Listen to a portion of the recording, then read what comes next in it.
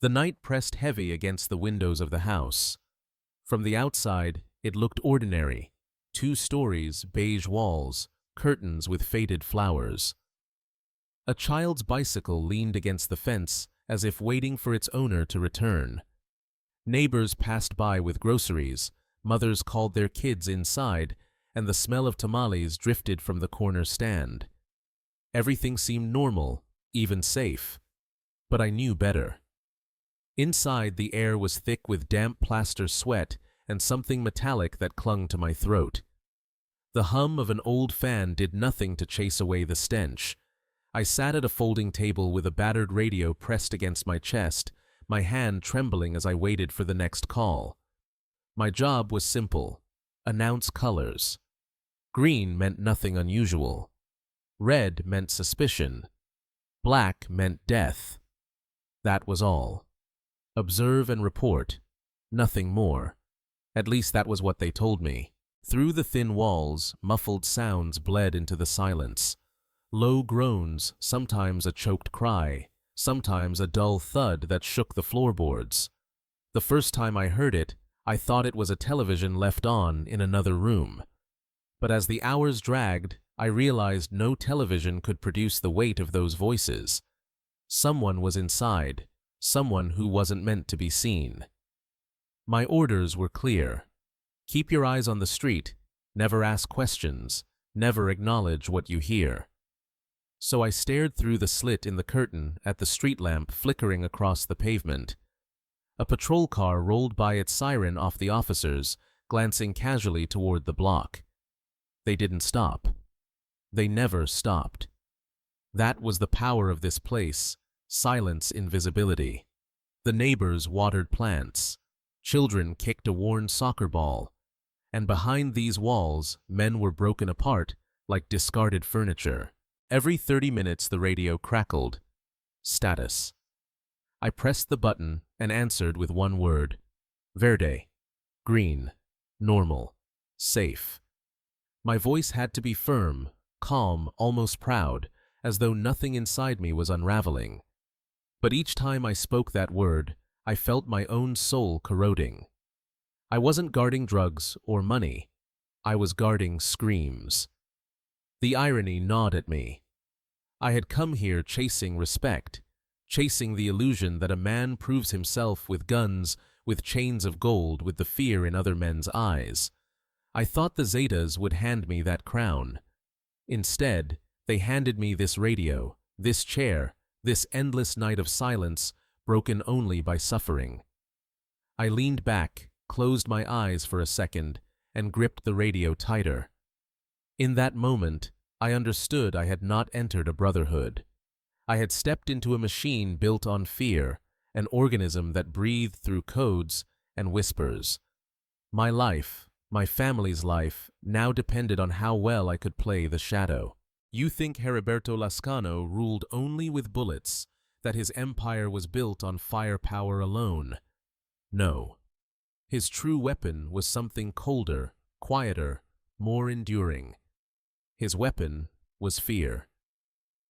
And I am here to tell you how it consumed everything I loved. I was not born into hunger or desperation. That is what makes my story different from the men who usually end up in this life. My father owned businesses, solid ones, not empires, but enough to keep us surrounded by comforts. My mother was one of those women obsessed with appearances, with hosting charity luncheons, and keeping the family's name shining in the social pages.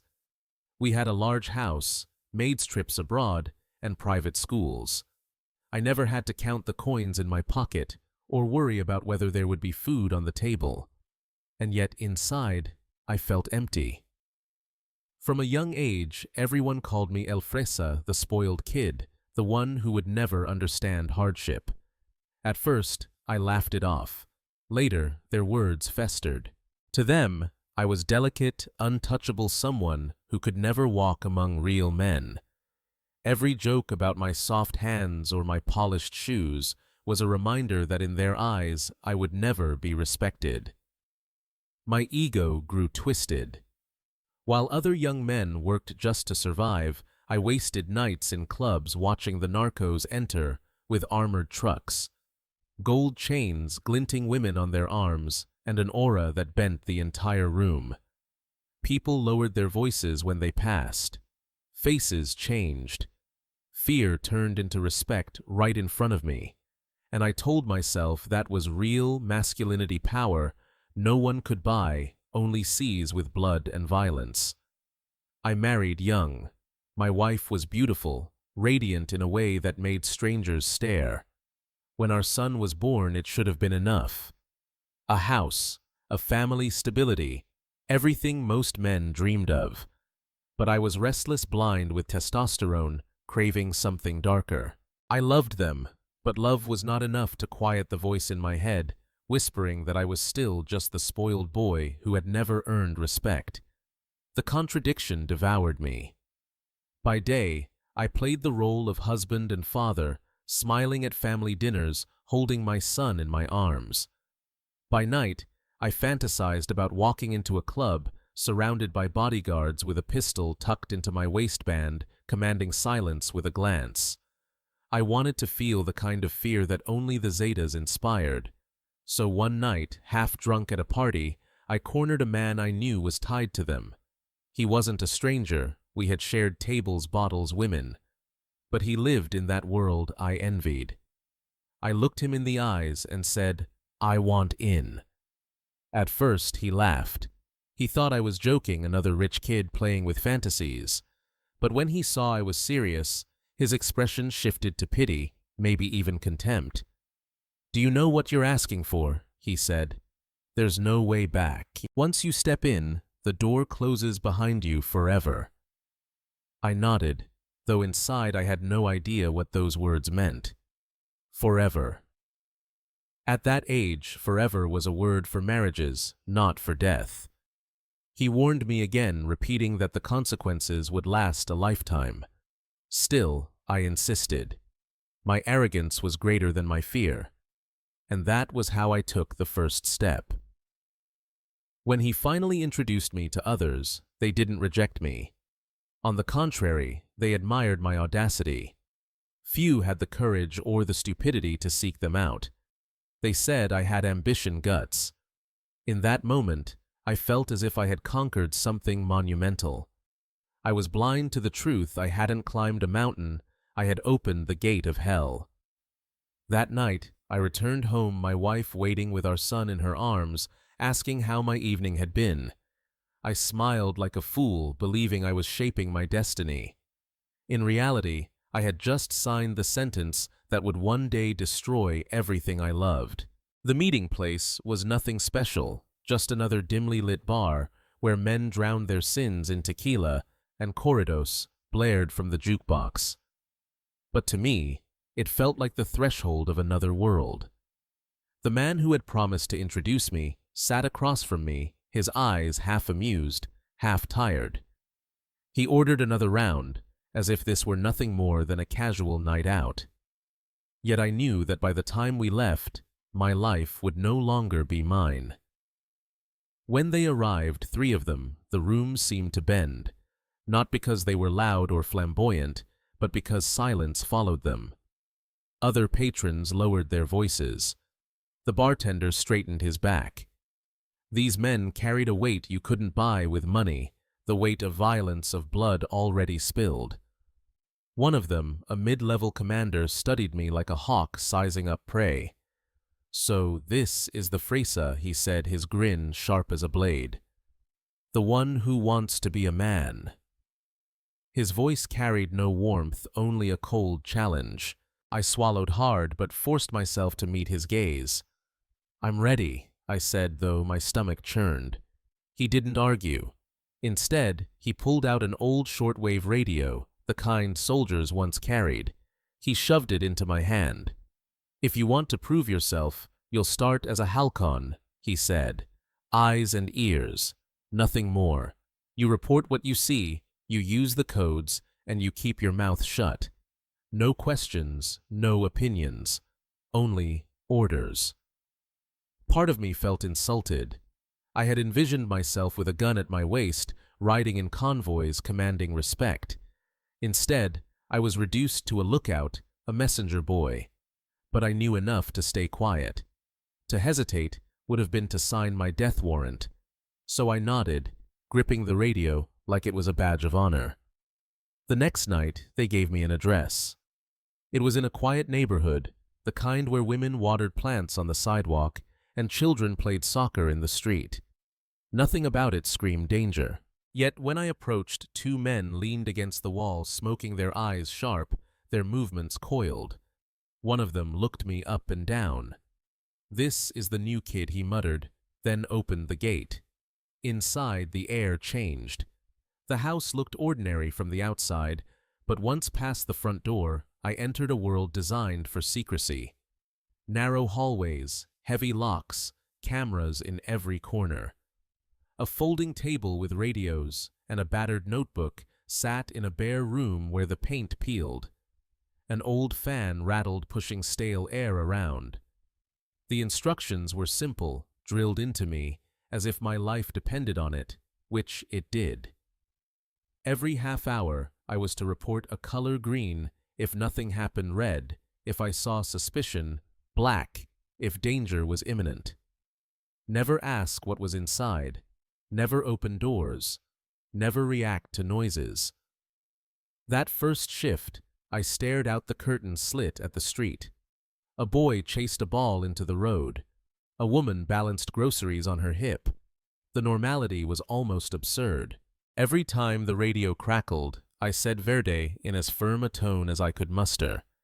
It felt like theater, like I was playing a soldier in a war no one outside could see. But then came the sound. A muffled thud followed by a low groan. I froze. My heart pounded. The others didn't flinch. One of them glanced at me and said coldly, "Keep watching the street. That doesn't exist for you." So I did. I fixed my eyes on the lamplight spilling across the pavement, while behind me the unseen machinery of horror kept grinding. When my shift ended, I stepped outside, chest puffed with false pride. I told myself I had passed the first test. I was no longer just the spoiled rich boy. I was part of something bigger, darker, more powerful. What I didn't realize was that with every Verde I reported, I was binding myself tighter to the silence that would one day bury me. They never called it a ceremony. There were no candles, no symbols, no oaths whispered in Latin. Yet, for me, the night they tested my loyalty was as much a rite of passage as any ritual in the old mafias of Sicily or the biker gangs up north. It began with silence. I was summoned to the house just before midnight, told to leave everything behind but the radio. Inside, the air was heavy with humidity and tension. The men gathered in a half-circle, faces hidden in the shadow of the weak light bulb swaying overhead. One of them, the veteran they called El Mayor, stepped forward. His skin looked like leather, his eyes unblinking. He held no weapon, but his presence alone pressed on my chest. "You want to be one of us," he said flatly. It wasn't a question. "Then you'll prove it the only way that matters. With silence. With obedience." They led me down a narrow hallway I had never walked before. At the end was a steel door, scratched and dented. A guard unlocked it, and the moment it swung open, a wave of stench hit me. Sweat, rot, metallic blood. My stomach knotted. Inside, 3 men sat chained to metal chairs. Their heads drooped, their bodies bruised and broken. One of them lifted his gaze to me, his eyes hollow but still begging. His lips parted, and he whispered, "Help me." I froze. The plea sliced through me like glass. Every instinct screamed to look away, to cover my ears, to deny what was in front of me. But El Mayor's hand clamped on my shoulder, his grip iron. "Look," he ordered. "If you cannot face this, you don't belong. If you flinch, you're no better than them." The guards circled the prisoners with the casual cruelty of men swatting flies. One backhanded a captive, splitting his lip open. Another shoved a bucket of water over a man's head, watching him sputter and choke. The cries filled the small room, echoing off the walls until they felt like they were inside my skull. I wanted to vomit. My knees shook. But I forced myself to stand still, jaw-clenched, eyes locked on the scene. My silence was not bravery. It was fear, pure and simple. Fear that if I looked away, if I gagged, if I spoke, I would be strapped to the fourth chair. After what felt like an eternity, El Mayor leaned close. His breath smelled of tobacco and bitterness. "This is not about bullets or courage," he said. "This is about control. Control of your mouth, control of your eyes, control of your soul. If you can bury your conscience here, you'll survive. If not, we'll bury you with them."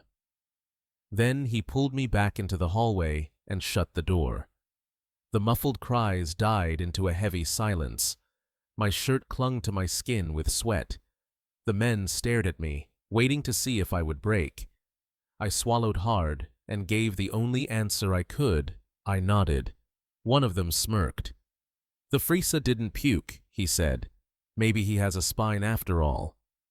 They handed me a bottle of cheap tequila, forced me to drink, until the burn numbed my throat.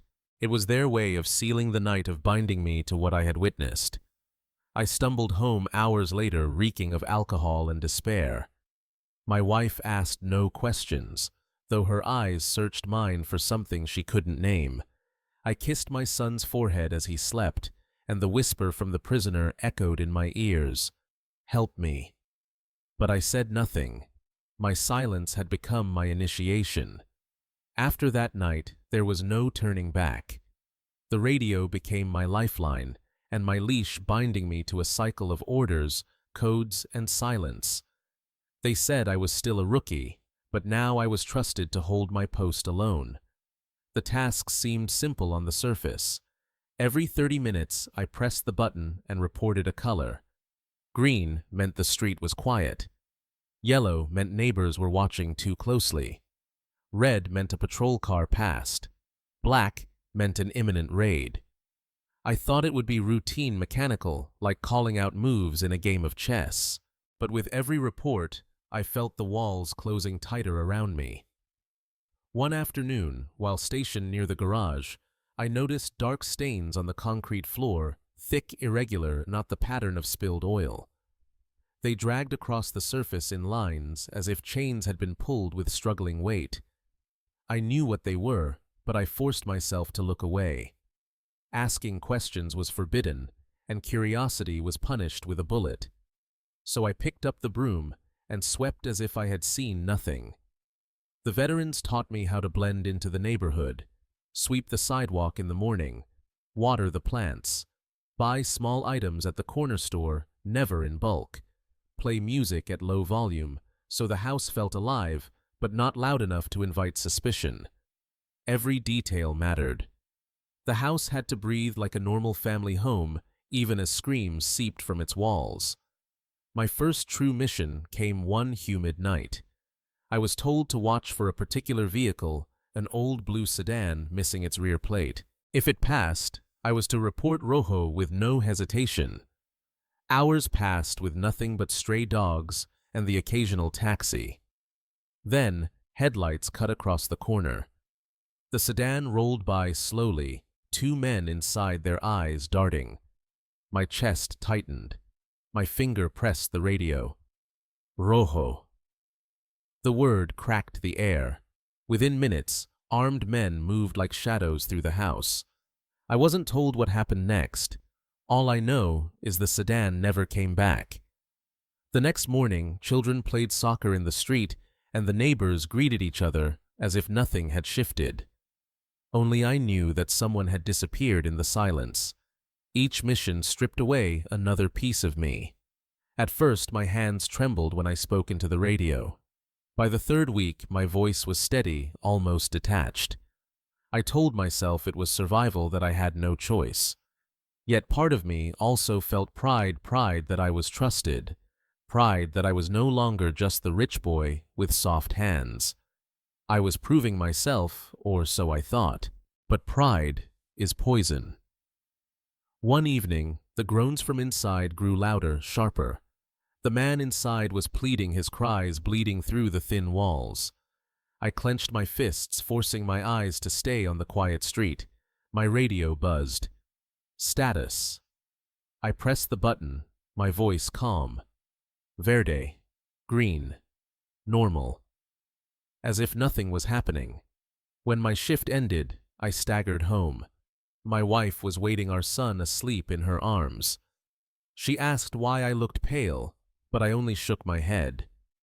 I couldn't tell her that I had just declared everything normal while a man begged for his life behind me.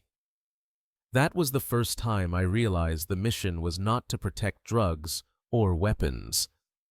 The mission was to protect the lie that silence could cover screams, that a house could hide horror, that neighbors could live blind in the shadow of hell. And I was the guardian of that lie. It didn't take long for silence to become my second skin. I learned to report without hesitation, to hold my face like stone even when my insides churned. That discipline, that obedience, was what they rewarded. Slowly, I began to rise. They moved me from a single post to coordinating others. Now, when a new recruit stood trembling with a radio in his hands, I was the one giving orders. Eyes on the corner. Half-hour codes. No questions. The irony was bitter. I had once been that boy desperate to prove myself, and now I was shaping others into shadows. With the promotion came new privileges. I was invited to gatherings, small at first, nights in hidden ranches where trucks lined the dirt roads and armed men stood guard under the moonlight.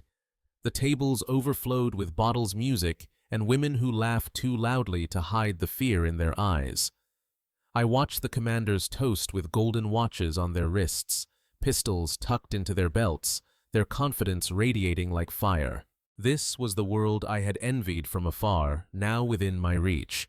But power in the Zetas was never free. With every step up the ladder came blood on my hands, even if not directly. I was assigned to oversee safe houses, not just the one where I started, but others scattered across neighborhoods that looked deceptively peaceful. Each had its own set of codes, its own crew of halcones, its own captives, whose voices haunted the walls. My job was to make sure everything ran smooth, rotations, signal supplies, and above all, secrecy. I learned the protocols by heart. Floors had to be scrubbed with bleach, garbage burned to ash, receipts torn and flushed. Curtains were to be drawn just enough to let light escape, but never enough to reveal the inside. Even dogs were considered alarms. If a neighbor's mutt stopped barking, we noted the time. The house itself was treated like a living creature, and we were its organs, keeping it alive with routine. I thought the work would harden me, but instead it hollowed me out. Still, I convinced myself it was proof of loyalty. I had come too far to back out now. One day, El Mayor himself pulled me aside. His eyes were sharp as broken glass. "You've got potential, Moro," he said. "You don't ask stupid questions. You don't flinch. That's what we need." He handed me a pistol, heavy and cold, in my hand. "Now you're not just eyes. You're part of the arm." I told myself I had finally achieved what I wanted: respect. The others looked at me differently, no longer as the spoiled boy. I commanded Halconi's coordinated signals, passed orders down the chain. At night, I drove in convoys' engines growling through the city, while civilians stared terrified from sidewalks. The fear I once admired in others' eyes was now reflected back at me. And yet, with every step higher, the abyss widened beneath me. I saw more of the machinery doctors brought in to keep captives alive, for interrogation trucks moving not just drugs, but people who would never be seen again, politicians turning their heads in exchange for envelopes. The illusion of brotherhood crumbled. What bound us together wasn't loyalty, but fear. Still, I kept moving upward like a man climbing a burning ladder. I told myself it was too late to go back. that I had to play the role to the end. In those days, people said I was becoming someone to be feared. But in the mirror, I saw something else, a man already enslaved by the silence he once thought would make him powerful. By the time I was fully inside, I realized the cartel wasn't a family, it was a cage. A cage gilded with gold, flooded with music and liquor, but a cage nonetheless. The rules were carved into our skin. They called it disciplina, but it was more like chains invisible to the outside world. The first rule was silence. Questions were forbidden. Curiosity was weakness. Even a raised eyebrow at the wrong time could mark you as unreliable. The second rule was loyalty, unconditional, unquestioned, blind. The third was fear. Not fear of the police, not even of rival cartels. Fear of your own brothers, the ones who would execute you without hesitation if the order came. I saw punishments carried out in brutal detail. A man who had spoken too freely after drinking was forced to kneel in the center of the house.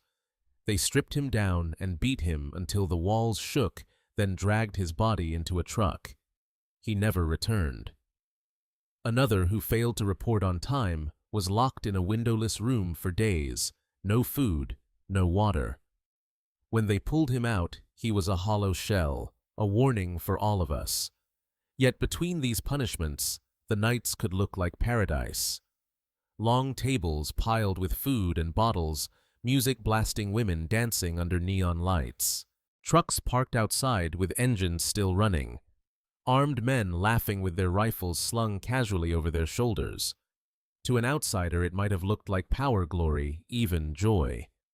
But I had learned by then those parties were masks. Behind every laugh hid suspicion. Behind every hug hid a knife. I tried to keep my circle small.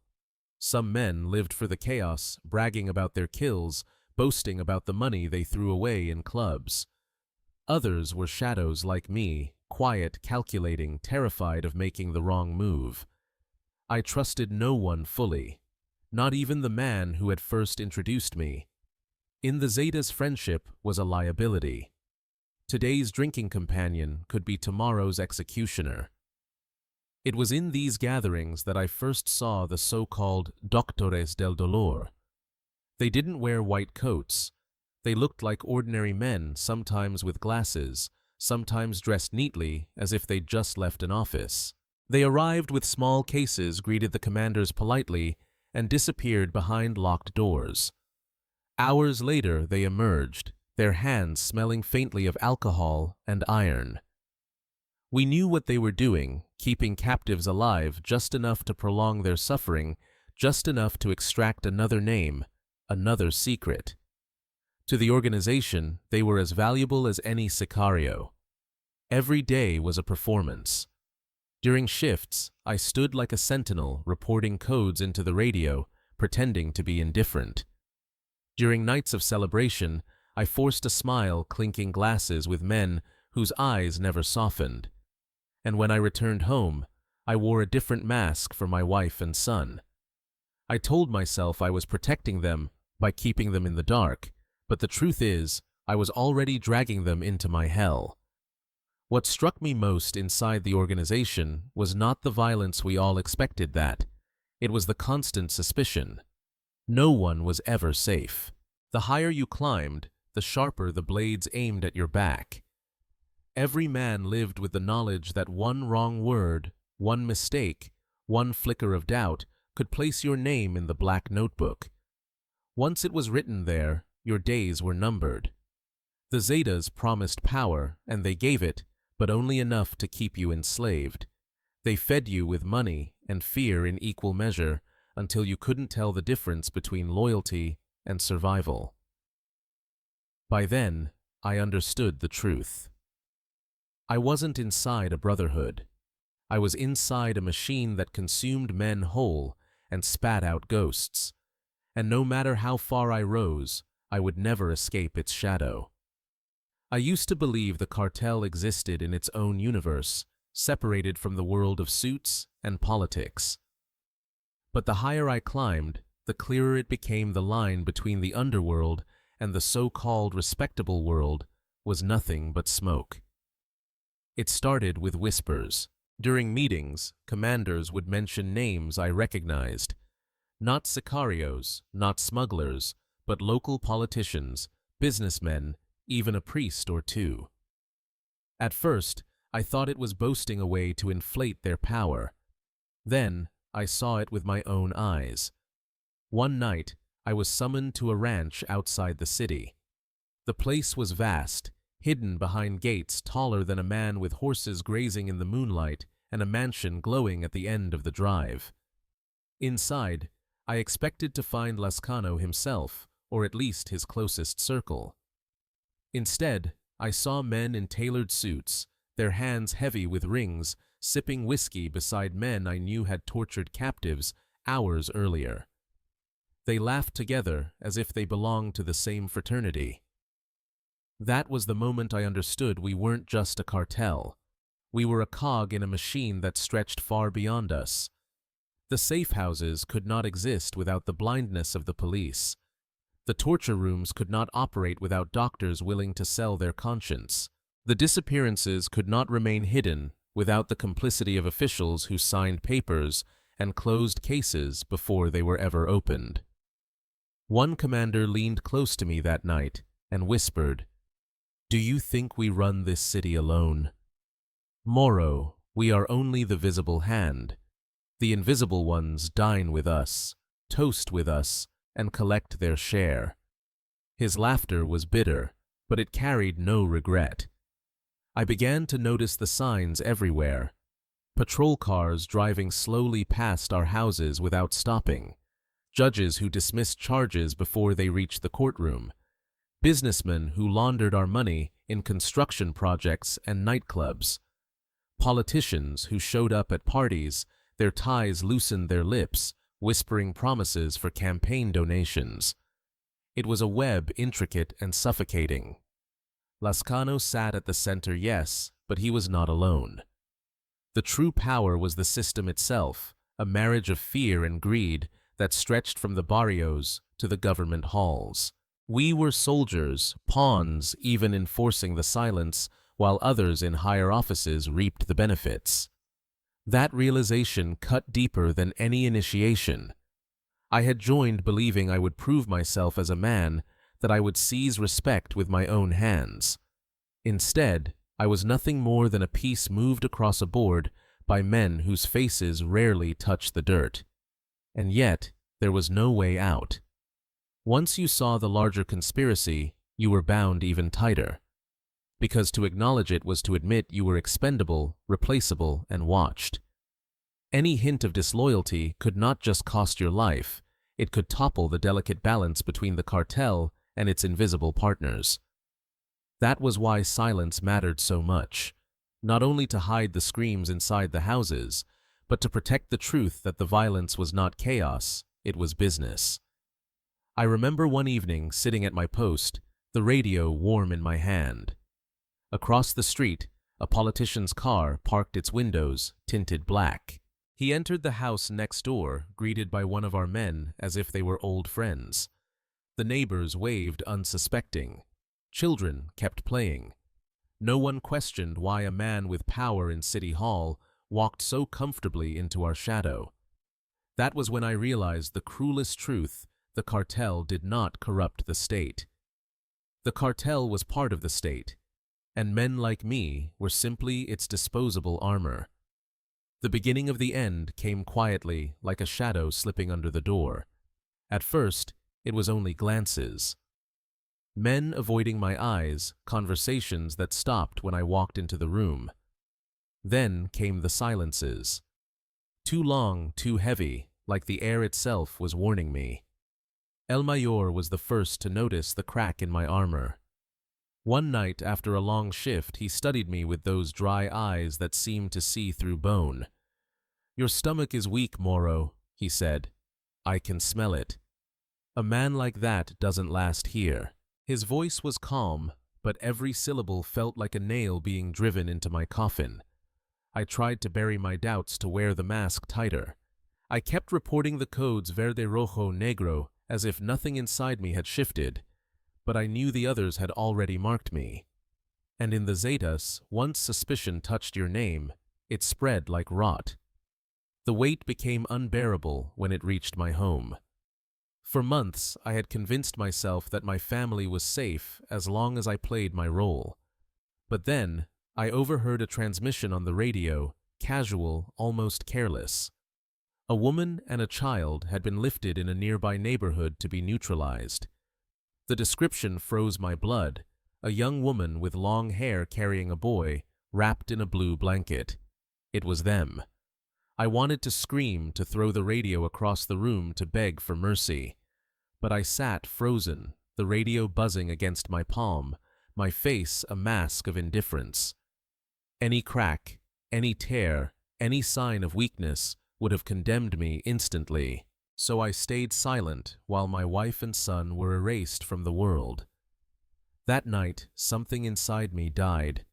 I went home, looked at the empty bed, smelled the faint perfume still clinging to the sheets, and understood I had sacrificed everything for an illusion.